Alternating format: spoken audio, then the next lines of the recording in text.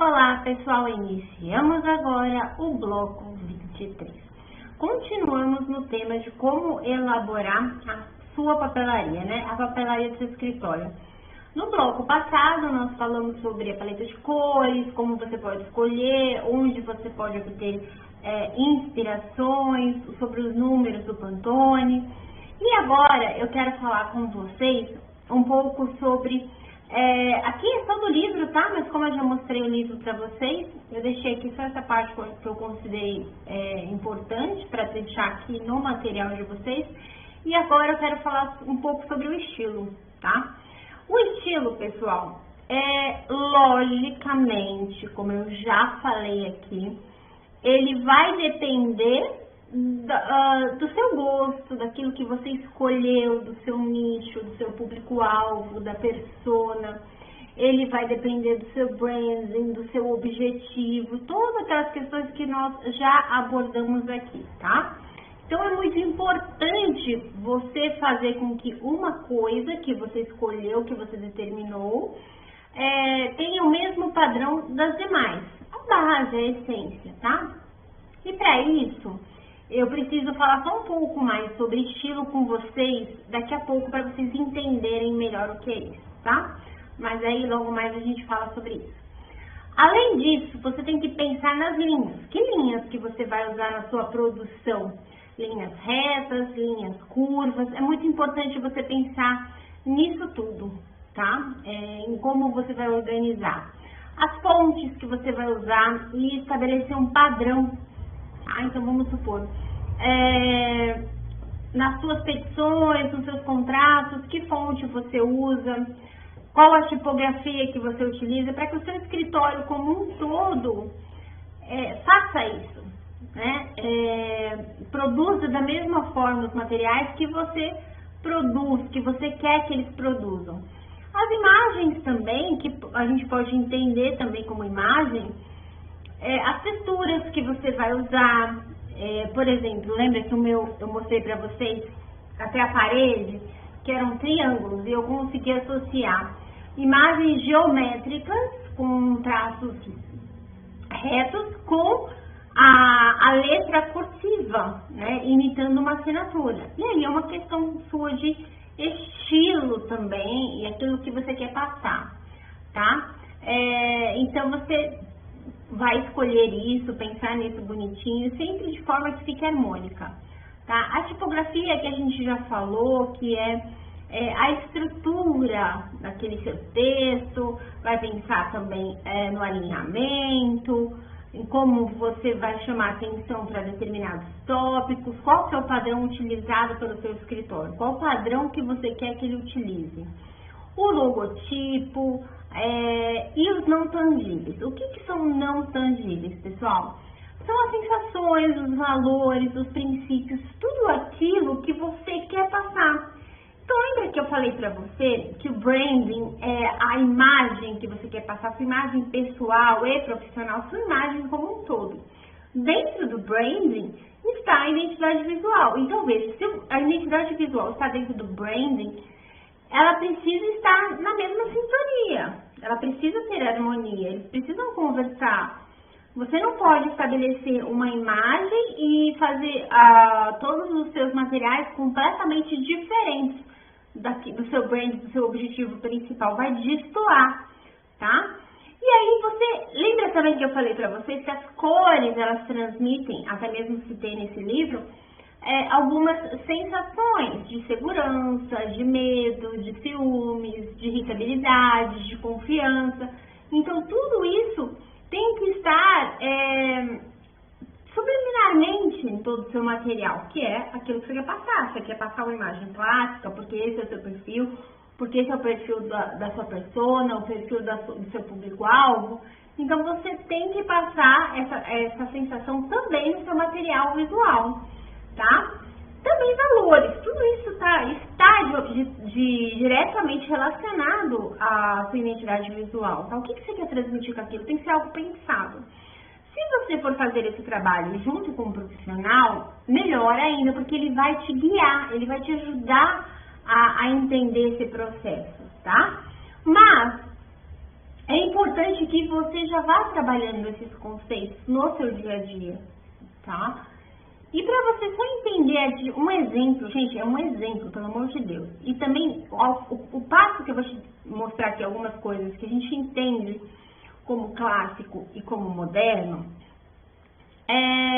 não quer dizer que você não possa misturá-los adequadamente, tá? Você tem essa possibilidade, só que você tem que ir fazendo testes para ver se ficam harmônicos, tá? Se fica bonito, se fica atrativo, ok? Então veja, como eu estava falando com vocês sobre estilo, aqui eu trouxe para vocês só um exemplo de um estilo clássico. O que vem na nossa mente quando a gente fala de um estilo clássico? A gente fala de prateleiras com livros, eles usam muita madeira, muito couro. Veja que esse aqui é um exemplo que remete muito a um escritório bem clássico e tradicional, tá? E aí, você quer algo assim, lógico, você pode mudar uma coisa ou outra, tudo aquilo que você escolher, seja moderno, seja clássico, ou seja o estilo que for, o nome que der, você tem que trazer elementos seus, da sua identidade pessoal para lá, tá? E pensar no conjunto como um todo. Mas eu quero só que você tenha algumas referências, que você entenda essa diferença do que é mais considerado clássico, do que é considerado moderno, para você encontrar o seu estilo. Então veja, aqui a gente tem o que a gente entende por clássico para homens, a sua vestimenta, porque eu também estou falando de brand. Então lembra que eu falei para você que uma coisa tem que casar com a outra? Então seriam esses costumes. Para a mulher, esse seria mais ou menos o estilo clássico. As cores são mais neutras, e esse é o estilo mais fechado, salto, bem nesse sentido aqui que eu trouxe para vocês, tá? E quais são os elementos que a gente entende mais como clássico? Do direito a gente tem esses elementos, a gente tem aqueles pilares, né, que a gente usa bastante. Nós temos também algumas representações de balança, aquelas balanças mais antigas que você pode usar. Geralmente se usam essas curvas também, esses elementos assim, ó, com essa estrutura. Aqui você pode usar para colocar, de repente, fazer um cartão, enfim. E algumas fontes consideradas mais clássicas, tá? E aí, Sueli, eu só posso usar isso? Não, gente. Eu só estou te dando exemplo para você ver um pouco a diferença entre os estilos, para você entender isso, para depois você poder falar assim, não, esse é meu estilo e eu encontrei o meu estilo, tá? E aqui, gente, veja, eu poderia trazer para vocês inúmeras imagens de escritórios clássicos e inúmeras imagens de escritórios modernos. Só que isso você pode pesquisar no Pinterest, que eu mostrei para vocês. Você vai encontrar inúmeros. Você vai encontrar escritórios mais coloridos, com uma vibe totalmente mais divertida até, por que não? Dependendo do seu nicho, dependendo do seu público-alvo, da sua persona, do seu brand, daquilo que você estabeleceu para você, pode funcionar perfeitamente, tá? Esse aqui é um estilo mais moderno, chamado de estilo industrial. Traz uma modernidade para o escritório. Ele tem um painel aqui de verde, né, para trazer mais cor, mais vida para o ambiente. Nesses lugares a gente trabalha com muito ferro, para quebrar a frieza do ferro, a gente traz um pouco de madeira. E usa bastante o preto, o cinza. Enfim, é uma opção muito bacana. É um escritório moderno, mas você há de convir comigo que existe outros, tá? Não precisa ser esse estilo industrial que a gente chama hoje, considerado um estilo mais moderno, tá? Então, ao passar do tempo, você vai perceber que o que era considerado também estilo industrial passa a ser algo moderno. Enfim, tudo vai depender da ocasião que você está vivendo e desse todo o conjunto, desse estudo, dessa pesquisa que você fez a seu respeito, a respeito do seu trabalho e a respeito do seu público-alvo, perfeito? Como eu falei, poderia trazer outros exemplos aqui, mas você pode procurar no Pinterest e talvez você vai encontrar algo que traduza muito mais rápido para você a sua identidade, tá? E também não é o foco aqui, a gente está discutindo essa questão de, enfim, de escritório, decoração, é uma coisa muito particular, tá? Veja, gente, por que eu trouxe esses aqui? Vou colocar aqui por enquanto.